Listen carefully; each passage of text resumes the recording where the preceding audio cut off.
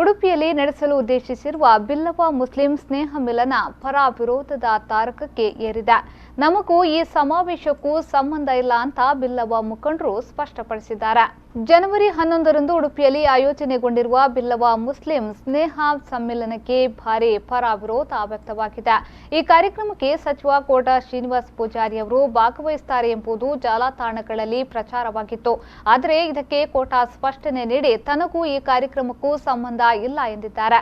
ಇದೀಗ ಬಿಲ್ಲವ ಮುಖಂಡರು ಸುದ್ದಿಗೋಷ್ಠಿ ನಡೆಸಿದ್ದು ಈ ಕಾರ್ಯಕ್ರಮವನ್ನು ಬಹಿಷ್ಕರಿಸುವುದಾಗಿ ಹೇಳಿದ್ದಾರೆ.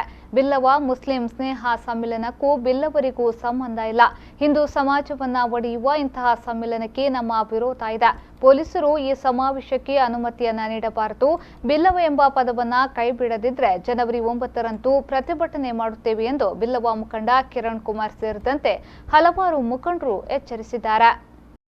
ನಾಳೆ 9ನೇ ತಾರೀಕಿನಂದು ಇದರ ಬಗ್ಗೆ ಜಿಲ್ಲಾಡಳಿತ ಆಗಲಿ ಪೊಲೀಸ್ ವರಿಷ್ಠಾಧಿಕಾರಿಗಳು ಯಾವುದೇ ರೀತಿಯ ಇದನ್ನು ರದ್ದು ಮಾಡಿಸುವಂತ ಅಥವಾ ಬಿಲ್ಲವ ಅನ್ನುವಂಥ ಶಬ್ದವನ್ನು ತೆಗೆಯದೇ ಇದ್ರೆ ನಾವು ಎಲ್ಲಾ ಸಮಾಜದ ಜನರನ್ನು ಒಟ್ಟು ಹಾಕಿಕೊಂಡು ನಾವು ಜಿಲ್ಲಾಧಿಕಾರಿಗಳ ಕಚೇರಿ ಮುಂದೆ 9ನೇ ತಾರೀಕಿನಂದು ನಾವು ಪ್ರತಿಭಟನೆ ಮಾಡುವಂತ ನಿಶ್ಚಯ ಮಾಡಿದ್ದೇವೆ. ನಮ್ಮ ಯುವಕರಿಗೆ ಮಾರ್ಗದರ್ಶನ ಮಾಡಲಿಕ್ಕೆ ಇಂತಹ ಕೆಟ್ಟ ಚಟುವಟಿಕೆಯಲ್ಲಿ ಭಾಗವಹಿಸಲಿಕ್ಕೆ